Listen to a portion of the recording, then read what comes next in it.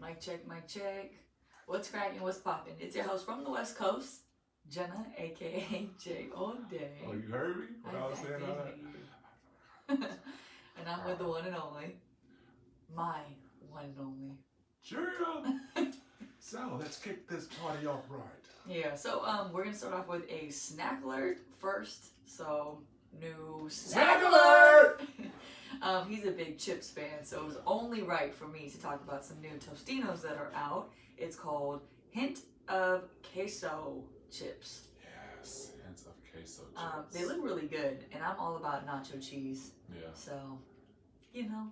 Anything with chips is good with me. It just can't be like a nasty flavor. No, he loves Right. chips. Like that's I his love weakness. chips. Is like he's a chipaholic for sure. Chip and dips, can't go wrong with that. Chips if you have and a party, dips. don't got chip and dips, I He's might leaving. Leave. I might leave. Yeah, he's For mad. sure. He's big mad. Yeah, they can be like plain chips either. They have something like a little saucy with them. But you like just regular tortilla chips too. Yeah, I need to dip with them. But too. you need like guacamole or Yeah. Like you got the spicy red bean chips that Tostinos have. Mhm. I like those chips. Yeah. So that's the new snack alert. They're out in stores right now too, so enjoy those. Okay, so we're gonna get down to some business. Yeah. We are gonna talk about toxic people because I don't know, something's going on in my mouth already. She got the lime. Actually, should we back it up and say what we just came from doing? Yeah, we just came from. Let me give an update for coronavirus. Yeah. We thought our apartment complex has a gym, so we thought like for sure, like we always bring our own Clorox wipes and stuff anyways in there. So we thought like, oh, that's gonna be open. That's fine. We got a little letter in our apartment complex saying they're trying to do their best for so they don't spread the virus, all this shit. And then we go down there to go work out, and they locked it. And it's like, we know what y'all thinking probably right now. Like, of course they're gonna lock it because it's an apartment gym. Trust us, no one's ever in there. Like they rearranged it before we actually moved in to make it even smaller because it was pretty big. They had a basketball court in there. Yeah. They took the basketball court out and put all these other weights in there, and nobody's ever in there. So we like, they're not gonna lock this. The most people that's ever been in there when I was in there was 2 other people. 2. So that's it. And the people that work around the complex, they always in there. Yeah. Like the little workers that work. Oh my gosh. So other than that, like, so now we don't really know what to do. We thought we were like, oh, all the gyms are closed. We Gucci. We're gonna go in there and work out. So that's closed. So then we went around the block and just walked up hills and stuff. And so we're in our we are in our workout gear right now. We're in our workout gear right now. We got to try it out. Before I sell anything on my Bull Body Project store, I try to get a sample of it if I don't already know the product and the quality, because I'm all about quality over quantity. And I just got a good feel for a few shirts that I like to print my logo and my slogans on. And these are pretty dope. I like your hoodie a lot. I like your shirt a lot. Yeah. So why don't we talk about that first? Because he has a new store out, which everybody should support. Updated store with new items, I should say. Yeah. He's like revamped his logo and things like that. So there's just a lot of changes. But you've been having a lot of issues finding print places. So like with the way that it works is I go to a website called Printify.com and they have these different vendors where you print where they print your stuff out for you. So I was like, you know what, I'm gonna go with Printify. They got these other awesome platforms out there too, but I think Printify is the one where I gross more, and it's cheaper for me to print my product on. Yeah. Right. So with Printify, they have these different vendors, and vendors they print through a little perforated box that is like, okay, you can only print here or you can only print here. Yeah, they give you options. They give you options, and there's one company fucks up everything.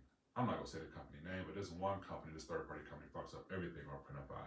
So people was getting their order, the Bull logo was placed. It was like supposed to be like down by your belly button. It's like up by your shoulder. It's like oh my gosh, it was all bad. So I had like 3 or 4 orders of those where I had to just take the whole hoodie off, and I had to just find another print provider, which I did, and hopefully probably by the end of today I'll have the hoodies back up here online. But the store is open. It's all about Bull Body Project, and I came up with this, and oh my gosh, about 6-7 years ago. Yeah.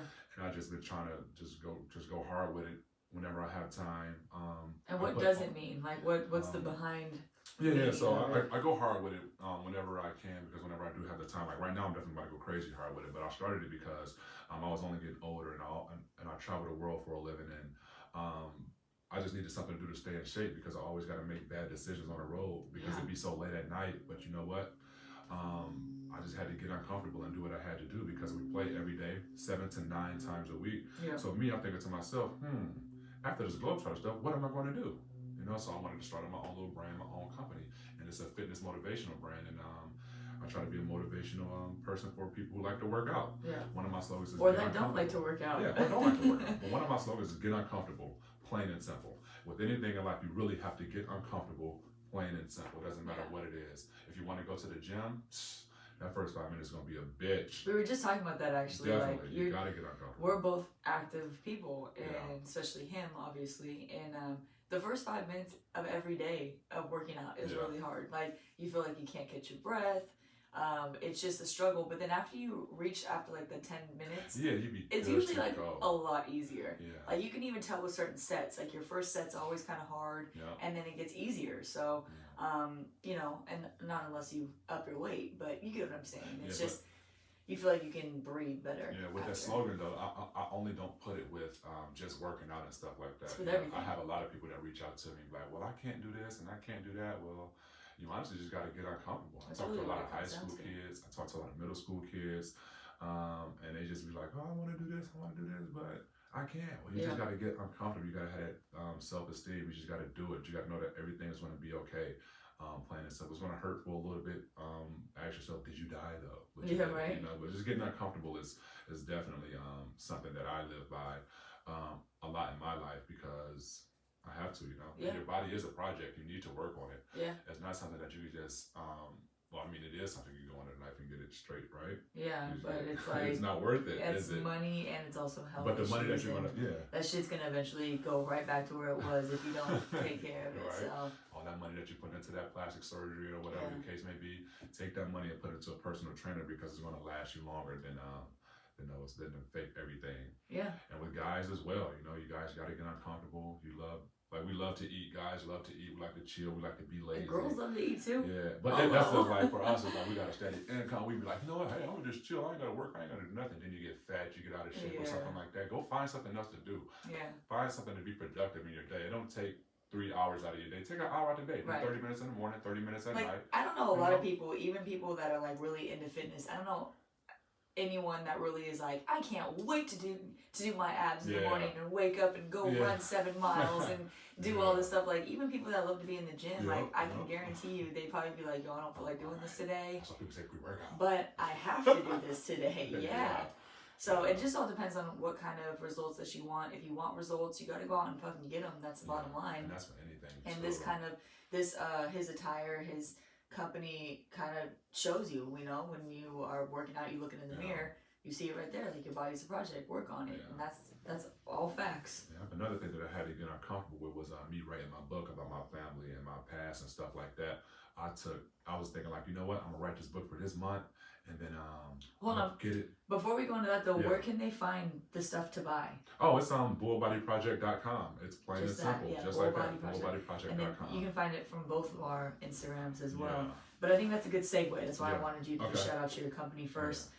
So we're gonna get into toxic people, and toxic people can also be your toxic family members, because everyone maybe has one or two, or people that you feel like you just can't get away from. Because they say it all the time: remove toxic people from your life. Very true. And they're always saying, you know, always acting as if they're people that are easy to be removed. Sometimes they're not so easy. Sometimes they are the mother or father of your child.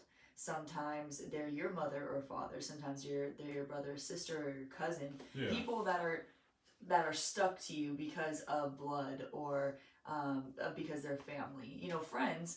Sometimes it's easy to be like, all right, well, you know, Johnny's a piece of shit. He's been my friend since, you know, we were kids, but we can't be friends anymore, so cut him out. And then you might not ever have to see him again unless he's friends with other friends of yours, which becomes hard. But I think you've had to deal with removing a lot of toxic people, or just being aware of who are toxic. So let me backtrack real quick. I understand what you were trying to jump into the other subject, but I was still... No, I know, on your book. So that's why I set you up, man. I was trying to set myself up. Dang. I'm the interviewer. Facts, you're true.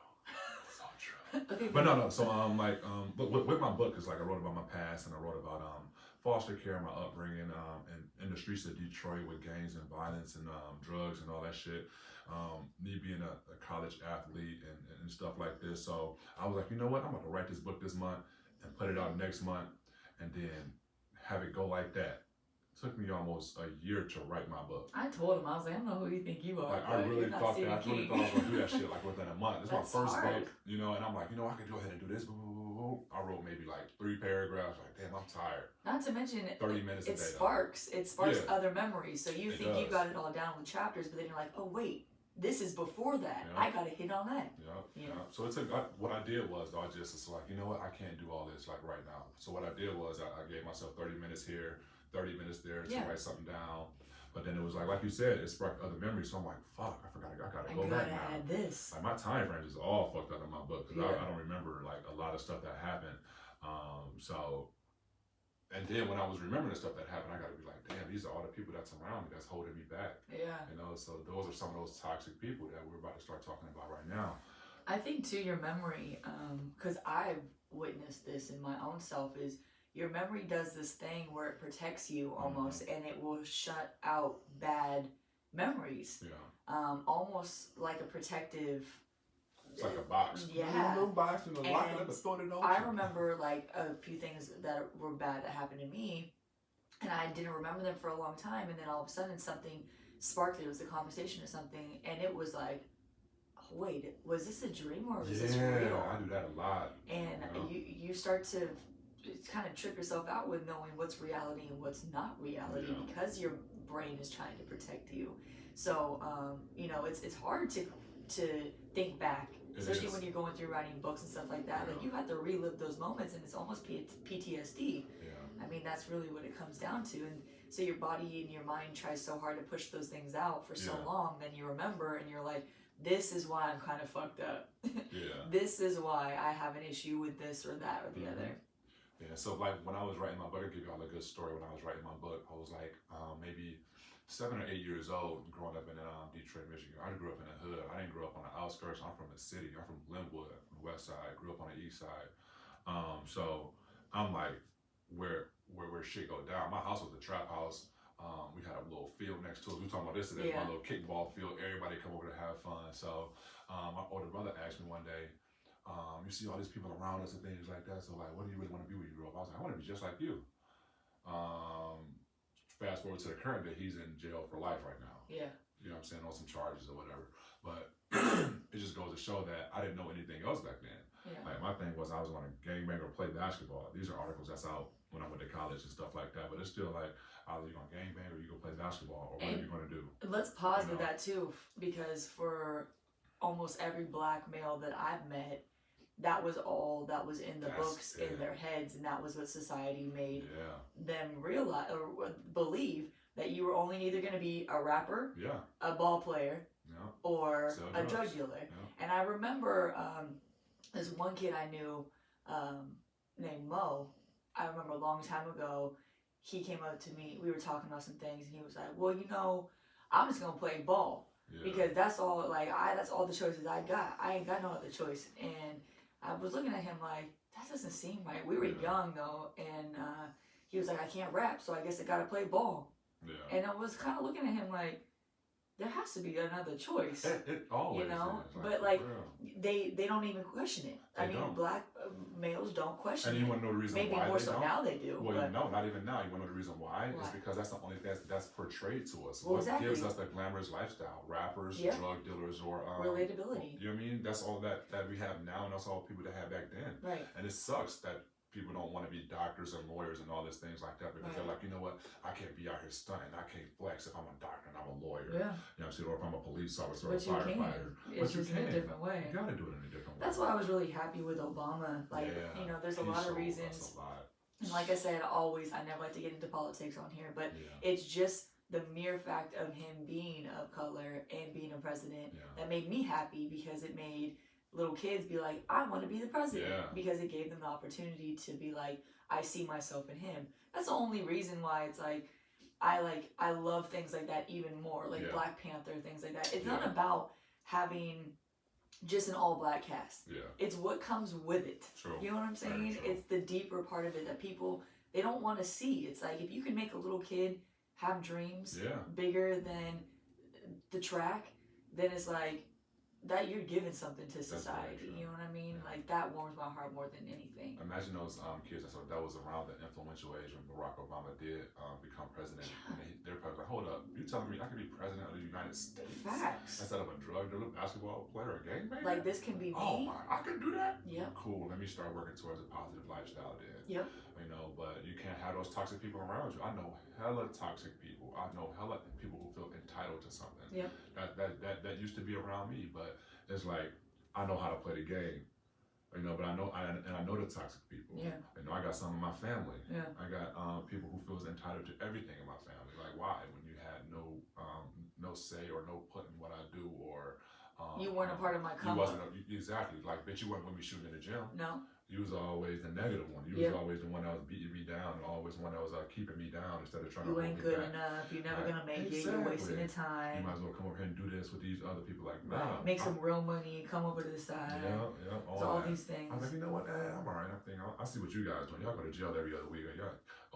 What's the name just died this week, so I ain't really trying to do all that. See, but you're, and you're smart because even people that see that and witness that, they still don't care because they feel like there's nothing left anyways. There's so many people in my life that their grandfather was a drug dealer, their daddy was a drug dealer, they're gonna be a drug dealer. It's almost like handed down. It's like a sick fucking memorabilia in their family. And it's like something's gotta give, but everybody relies on those people, and then it puts stress on that person to continue to make that money and to give these people what they need. And if you don't, then you're a sellout and you ain't shit and you don't give a fuck about your family. And all those things is like so brainwashing, you know. You don't let your family down, but you know what you're doing is wrong, and then you're in the middle of it. Yeah, that's true. That's like I met my dad for the first time when I was 25 years old, right? Yeah. I was on the road. I was in Daytona Beach, Florida, sitting in the Denny's, and I get a phone call from him, like, "Hey, son, this is your dad." Like, I've been a Globetrotter for probably 2 or 3 years, and I guess he got wind, you know, but he was a drug dealer back in the day. He used to rob banks. Rest in peace to my dad. He used to rob banks. He used to do his thing. He used to kill people, or whatever the case may be. But I had to talk with him for maybe an hour. And I told him, like, yo, Dad, I'm coming to Minneapolis, where you at, in about 2 weeks. If you can see me, come on out. And he was like, I'll come out and see you, but I might have to break the rules because I'm in a halfway house. I'm like, do what you got to do. Like, if you can come. If not, I'm gonna leave you 10 tickets at the door. So he was like, you know what, I'm there. So he broke the rules, came to my game in Minneapolis. He had about 8 people with him. One of my teammates seen him before I did. And was like, Bull, is that your daddy? I looked up, was like, nigga, how you know? Yeah. Like, cause y'all look just alike. I'm like, damn, that is him. So I signed autographs, and that was my first and last time meeting my daddy. When I was 25 years old. So a week and a half go by, and he calls me like, son, I'm about to get kicked out of the halfway house. I need $1,000. I'm like, I'm sorry, I can't help you. I don't know you. I mean, I know you are like my dad, but I don't know you. I really want to get to know you first. But that goes to entitlement. Yes. You know, that goes back to that, and that goes to being a toxic people, because he was on drugs. I already knew what he was going to use it for. You know, and he just felt like, yo, my son is doing this thing. I'm about to try to ask him for some money. But why do you feel entitled to something? That's all you know. And let's take a moment here for like everyone listening to, I want to express, like, I feel like I couldn't have handled that situation better than you did. Like, my dad not being in my life, I'm never probably going to talk to him ever again. I don't know if he's dead, if he's alive, but there's a lot of resentment there. But you decided to take the high road and be like, okay, let me put my feelings aside and be stronger and accept him and meet him and open your arms to him and allow him in your life so he can get over anything he might have held, you know what I mean, all of those past regrets. And you did that. Like, that shows just what kind of a big person you are. With a lot of people that you dealt with, you still are open arms to, even though you know that they are toxic or that they, you know, you can't give them a large part of your life, but you're still there with a phone call, or you're available. You're still accessible available. to and them. the reason why is because I know how people are. You can let people use you for what you have. Doesn't matter what it is, or you cannot let them use you. Like, when people call me and ask me for money or something like that, No, but we still gonna be cool. I'm not gonna give you money. Like, you Right. wanna call and talk to me. But if you feel some type of way of me telling you no, fuck out of here then. Like, I don't need you in my life. Like, Yes. if you like, it happened with my homie back in Delaware. Oh yeah. You know what I mean? That situation. Like, it's people feeling entitled to shit. Like, if you're gonna be cool with me, you're gonna rock with me, cool, we can have fun time. But the minute you start asking me for something, I tell you no. Yeah. And you get a problem, and then it's like, Absolutely. oh, he's like, Yeah. oh, fuck you, I don't need you in my life. And that's how anything is. But with my dad, though, to go back to that for a second, I didn't resent him because I had my older brothers in the city that taught me how to be a man. I had the city of Detroit that taught me how to be a man. Yeah, but so when I'm growing up, I didn't need my dad. But You know what I mean? you say that, and I get where you're coming from. But Of at the same course. time, everybody needs their dad, and what every kid is owed is to be parented by Facts, their dad and mom. 100%. Bottom line, 100%. that's your But the only way- fucking rule that you have when you have kids Facts. is to take care of them. 100%. I agree with you on that 100%.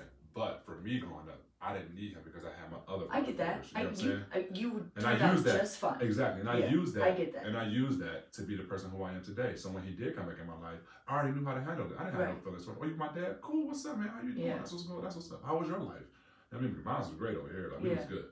You know, I didn't have to worry about nothing growing up. I guess it's I just mean, for it's different for on me. how you take it and how you For me, it's you just know? I don't understand how someone can have a kid and not be there for it. and just leave it. Yeah, And that's my whole thing. Is like I'm my dad's, from what I know, only child. yeah. So for him to not ever want to be in my life, that shit's fucked up mentally for me, because it's Yeah. kind of like that's your own blood. Like that's, you literally are a part of me, Yeah, and you want nothing to do with me. I definitely understand that. So it's hard to feel like you know, like if you're a kid and then you grow up with that, you start to feel like, well, maybe I ain't shit. Yeah, You know, it does something to your psyche. yeah, And then you have trust issues and abandonment issues. And I know a lot of people have those same issues because there's a lot of fucking dads that went away, especially in our generation. yeah.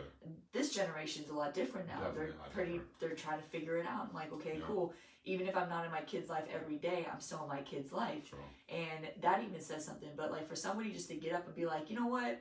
I'm good. Yeah, and just walk away. Yeah, Like, That's nah, fucked up. this That's is not a tough. Yeah. fucking, this is not Yeah. by choice. Like you had me. yeah. So at least the least you could do is make sure I was taken care of money wise or whatnot. Even if you didn't want to be in my life, like be a fucking man. How can you go True. through with your life knowing that like you just abandoned a kid, True. even if they have the best life without you? Yeah. Like that's fucking crazy. That is. You know? That So is. that's where it's like I don't think I can look at my real father, and I had a stepdad. Like Mhm. you know my stepdad. Yeah, yeah. He's been around since I was a baby. So like I essentially had a dad, but it wasn't my dad, and I didn't understand that. Mhm. And so, you know, it's just one of those things where it's like I salute you, because I couldn't have, if my dad calls me and says, hey, I'm on my deathbed and I just want to apologize, and be like, wow, it's too fucking late. Yeah, yeah, yeah. Yeah, I feel you. Yeah. Everybody do it different. Everybody take it different. Everybody learn from it different. Everybody grow from it different. And me, I Yeah. just was like, you know what, fuck that. I got a life to live. I ain't about to worry about this man not being there Right. or whatever the case may be. So I live my life the way that I wanted to live it, with the guidance of my older brothers, my older sister, my mom. Rest in peace to her as well, and my grandma. You know, Yeah. my grandma's like my mom, my Yeah. dad, my Yeah, my, no, my that's my dog. Yeah, she's the one. That's my dog right She's there. the savage. So yeah. So I mean, hey. Also, if you guys got any questions about that, hit me up. Yeah. You know, Yeah, he has a real really open. good story. I'm really open. Especially if, you know, you've struggled through a lot of shit and you're like, Definitely help. because I think there's a lot of people out there too that are like, there's nothing out there for me because I've had to deal with this, and they kind of feel sorry for themselves. Yeah, definitely. And I I can give think you some that insight on if that. you did listen to his story, you wouldn't feel so sorry for yourself, because he made it out. Yeah. Like and the crazy part about it is that everybody that's in his family is still in. Very true. So it's not like he and his whole family moved out of the hood and you know, got money and lived happily ever after. Like, nah, Yeah. it's not like that at all. You know, he still struggles with dealing with Toxic people and people who feel entitled. in his family. Yeah, and there was a point in time where I wanted to move my mom out of Detroit to Seattle, and she wouldn't leave Right. because that's all she knows was Detroit. Whenever she went, like when she was living, that's all she knew was Detroit. But it's way deeper than that though. The reason why she didn't want to leave. Yeah. You know, it wasn't the whole fact of her starting over. It was a whole fact of how am I going to get this and how am I going to get that and how am I got any friends out there?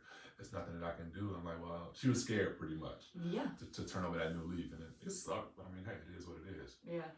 A lot of people ask though, like, how do you get rid of toxic people that are in your family though? Like, how do you remove yourself? You know, with this whole coronavirus thing going on, I saw this post saying that, you know, some abusers, they or some people that are victim to abuse are stuck in house with their abusers right now, and they have no way to get a break.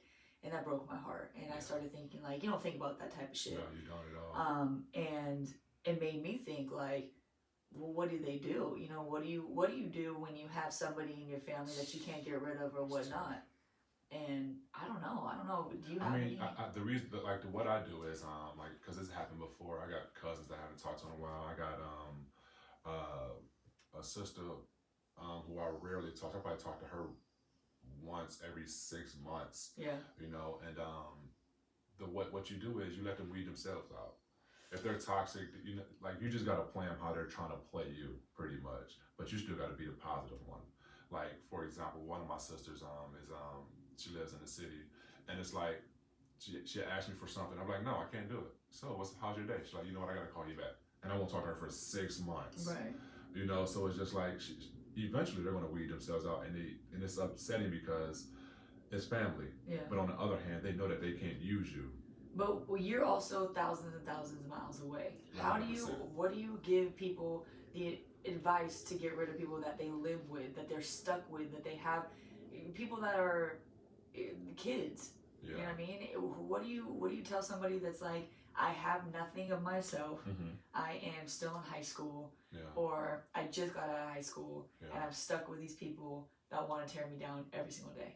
That's tough, because if you live with them, I wouldn't know what to do besides get a hobby. So when I was in foster care, that's one thing that I did. I got a hobby. I was in a foster home where a lady only fed us noodles and hot dogs every day. She didn't want anything to do with us. So what we did was we got a hobby. And that's around the time where I started writing poetry and things like that. And I relied on that until we got moved to a different foster home. And it made me happy, because it was something that I could relate to, and it was me writing my thoughts down, and it was me just keeping a journal of everything that's going on, everything that's happening.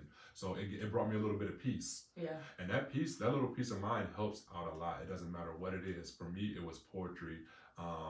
That's also a way of psychology though for yourself. I mean, that's therapy. Yeah, definitely. You know, and you can turn really anything into therapy too. If you create, you know, if you like to work with your hands, and say that's like sewing or making crafts, arts and crafts and things like that, and just locking yourself in your room by yourself if you can. But I would say remove yourself as soon as possible. Like, get a job, go, and I was working when I was 11 years old, finding little jobs here and there that I could around the neighborhood. You know, worker's permit, if that's what you say, or my, you know, they won't let me work or whatever. Try your hardest to just go get a fucking job, or reach out to another family member, or reach out for help. Like, talk to somebody at school that you trust or whatnot. But I would say remove yourself as soon as possible. And don't be stubborn. Don't have too much pride to reach out for help. Because the quicker you get help, the quicker that you're helping yourself and your own situation, you know? Yeah. It's a lot of people that don't like to ask for help because they want everybody else to think that they're okay or that they got it. Yeah. Like, no, fuck that. Ask for help. And I want to make something really clear too. Do not believe that someone's going to change their ways if they abuse you verbally or physically. Yeah, they're not. Do not give them continuous chances to change who they are, because 9 times out of 10, it's not going to change. Not at all. And I know that when you love somebody, you want to see the beauty in them, and you want to hope that they change and that it changes between you two or whatnot, but it's not. And in order for it to even change, if it does, you need to remove yourself. Yeah. Fight for yourself. Stand up for yourself. Yeah. You got to, in order to change that situation, because a leopard never changes his spots. No. Not at all. So you got to get on up out of there. Stand on your own 10 toes. If you got to, if you are in one of those situations, just walk out, go get help. Pack a bag. Go with the little bit of things, the things that you need, and fucking go. Family or the police if it's that bad. You know. So. It's just really hard, and like we go back to his shirt company, Get uncomfortable. you know, get uncomfortable. Take Like care you of want to yourself. change, then you got to make that change. Yeah. You got to be the first one to do that. Yeah. All right. Anything else Sure. you want to add? No. Okay. That was really... No, but like I was over here like, I'm like, man, do I got the line with it? You better not, because if you got it, I got it. No, we good over here. We good. I'm still feeling good. So, Yeah. my sister's a nurse in California in the Bay Area, and she's like losing her fucking mind right now. So, JR, they got all the protocols right now. yeah. But just if you're in the nursing program or whatever, like, good luck to you, man. Like, only breathe every 3 steps. Seriously, yeah. They're sending us masks and stuff that like you can only get like at the doctor's offices and everything. Yeah, it's crazy out there. So we told you last time we gave you all of our Netflix recommendations, our Netflix watch list. Now we're gonna give you our Hulu watch list. We don't really rock on Hulu as much as Netflix. It's like our plan B, pretty much. Yeah, I mean they got some really good shit, like especially all the old shows. Like I don't feel like I have to say this, but just in case, like Hanging with Mr. Cooper, Living Single, you know what I'm saying? Step by Step, Family Matters. Like if you want some old shows to watch, like it's dope. We'll just let those play in the background for Trina or whatever when we leave, or if you're like doing work or whatever. Yeah, cartoons, Rugrats, Doug, Hey Arnold, like all that shit will bring you back. But as for like the newer things, you wanna run Kick down? it off? Yeah, so let's go. Like for so on Hulu we have It's too high for you. all right, I was trying to keep my posture straight, but on Hulu we got the first one, which is called Everything's Gonna Be Okay. It's actually a really cute show. It's new. It's really good. It's about a dad. Don't. And dad. I won't. I'm not gonna tell him what's in the whole thing. You can't even say anything about the dad. I can. No, you can't. I can't. I've already thought about this. You can't. You gotta tell him what's in the description. Tell him what's in the description. Okay, then I'm gonna say it's about a family that deals with some adversities, and it's mostly about a gay brother and his 2 sisters. Okay, but how did it get that way, though? I'm not gonna say that because that's why they have to watch the show, babe. All right, so I'm gonna say it like this. You better not. It's about Don't say anything about the dad. It's about a guy who has to step up and be a father figure to 2 girls, and he's gay. All right. Bam. The next one's Dave, which I actually already talked about a couple podcasts ago. It's a Lil Dicky's new show. It's really good. Like, it's a really funny ass show. I've met Lil Dicky in real life, and he really is just like this. So, one thing I do have a question about, though, is his dick really fucked up, or is it not? Don't like, ask in me. real life. So, if anyone knows anything about Lil Dicky's dick, pause, let me know, because I really do want to know if it's, like, actually messed up. Now, if you get a DM of a Little Dicky dick, I don't want to see it. I'm gonna go crazy. I don't want to see it. You're asking for it. I just Send it know. to her. No. Send it to her. I just want to know if it's actually fucked up. Like, if the story about him being a little kid and having to be all fucked up, if it's actually fucked up. Send it to her. All right, the next one is called The Act. Yeah. The Act was actually really good. It's a 4-part. Is it a 4-part? No, it's a whole. It's a whole little series, I think. Yeah. It got to be a whole little series because it wasn't. Yeah, it's a whole series. So, The Act is how do I even explain it? I'll explain it. So it's kind of like a Lifetime movie, but it's really, really good. It's a true story based off of this mom that pretty much brainwashed her kid into thinking that she had like over 300 different things wrong with her. Cancer, she couldn't walk. She's like an overprotective. There's a hypochondriac mom, and the mom like makes this girl think that she can't eat regular food, that she's allergic to sugar. Are you telling them too much? All right. Dang. Miss, don't tell them about the dad. The Good Doctor. The Good Doctor is really good. That's one of our favorite ones right there. The Good Doctor. It's about a guy who has autism and he's a great doctor. Yep, and it's all in San Jose, California.